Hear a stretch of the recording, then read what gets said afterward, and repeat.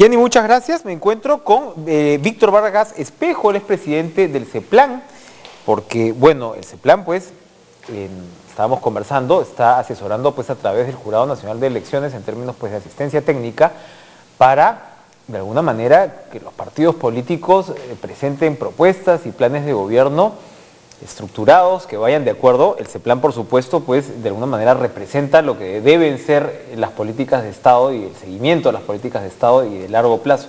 ¿Qué cosa es lo que necesita el país de sus agrupaciones políticas? Señor Vargas, gracias por estar con nosotros esta mañana.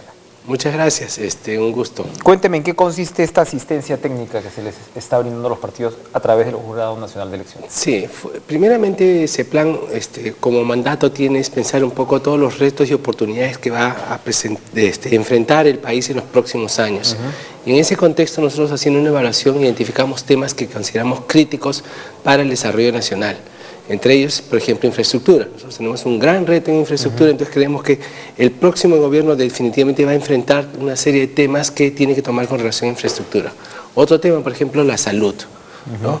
En el caso de la salud, por ejemplo, tenemos un cambio del perfil de las enfermedades que estamos teniendo, de ser transmisibles hacia enfermedades donde son, como se dice ya, de un país de ingresos medios, por ejemplo, cáncer, por ejemplo, problemas del corazón, vinculados a la diabetes, etcétera, etcétera. Segundo, hay cambios tecnológicos que están viniendo sobre la salud, etcétera, etcétera.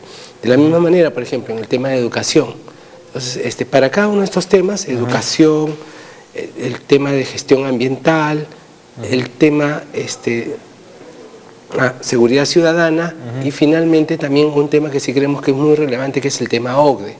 El próximo gobierno va a enfrentar va a tener que hacer frente a todos los requerimientos que un país para convertirse a ser miembro de la OCDE en ese contexto. Que son requerimientos bastante serios. Definitivamente, ¿no? Porque en este año y la mitad del próximo año van a terminarse todos los estudios y diagnósticos que va a hacer la OCDE sobre el Perú.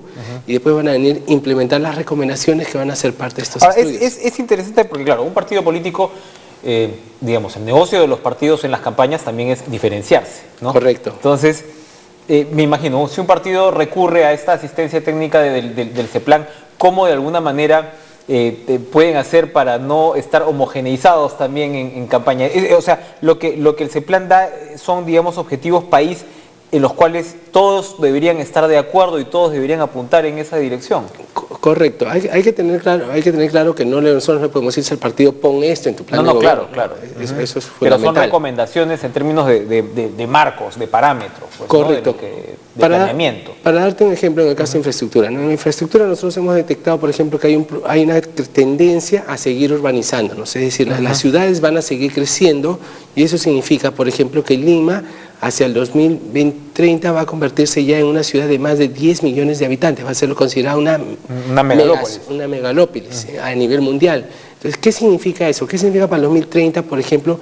Vamos a necesitar una red de metros, ¿no? Estamos hablando, por lo menos, si tú comparas en el mundo, todas las ciudades de 10 millones de habitantes tienen por encima de 10 líneas de metro. Entonces, ahí nomás ya hay una demanda de proyectos de infraestructura bastante grandes, demandas de saneamiento, de cobertura eléctrica, de pistas, de zonas de recreación para la población. Entonces te das cuenta cómo va marcando el hecho de considerar en la agenda temas de futuro, va marcando las propuestas políticas. ¿Y cómo se va a seguir reduciendo la población rural? Correcto, ¿no? También eso también va. Ahora, entiendo que uno de los puntos que ustedes consideran importantes incorporar a esta visión, ¿no? de país hacia el futuro es el tema de la diversificación productiva, que era pues un eje que hasta hace poco no se le daba mucha bola, ¿no? Quienes decían que el Perú era pues sencillamente un país minero decían, bueno, ¿saben qué? No movamos esto. Y esto estoy hablando de hace muy poco. Yo conversaba, recuerdo, incluso con banqueros el año pasado, es decir, cuando se comenzó a introducir este tema.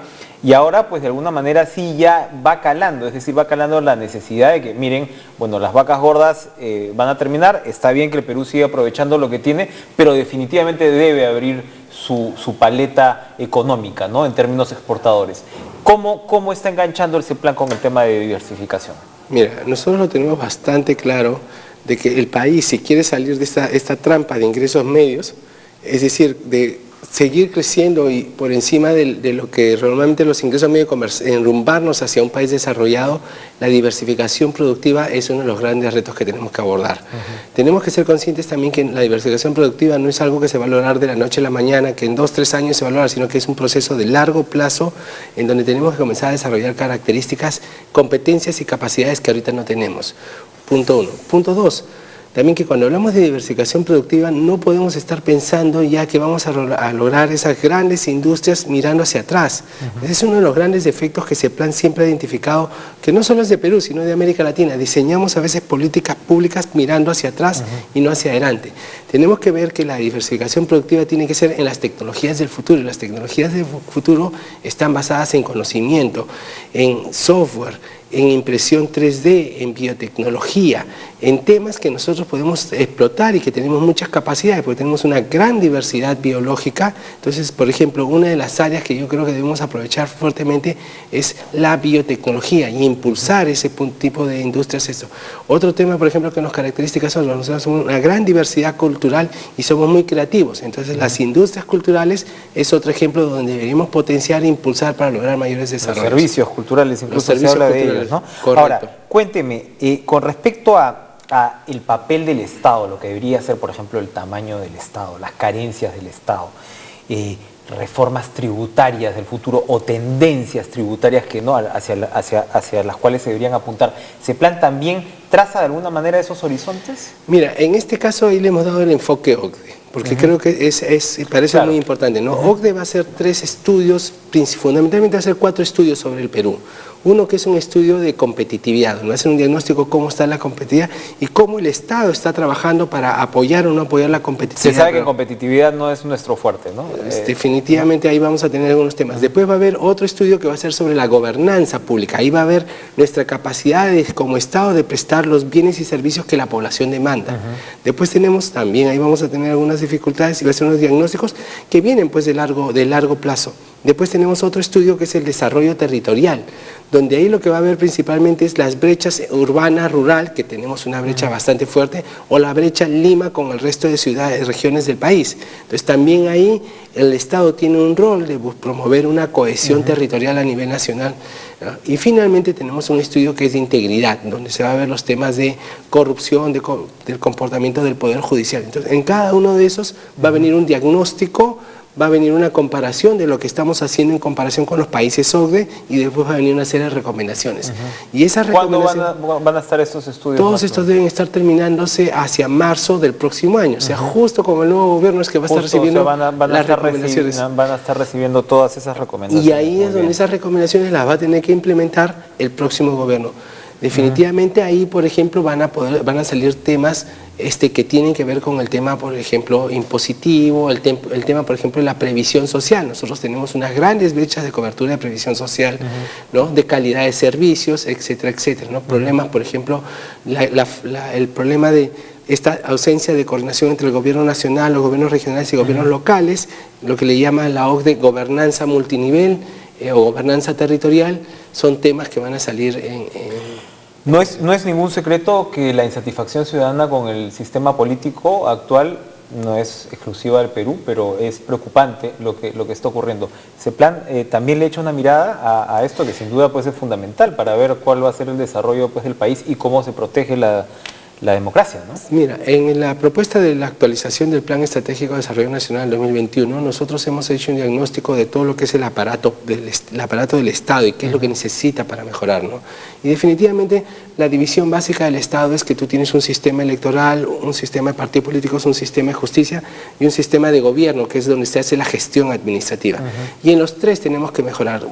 El tema político de los partidos políticos realmente está pendiente de una reforma, porque no podemos pensar en enrumbarnos hacia un país, hacia el desarrollo, con el sistema político actual donde tenemos pues partidos que todos los diagnósticos señalan que estamos en un proceso de crisis, ¿no?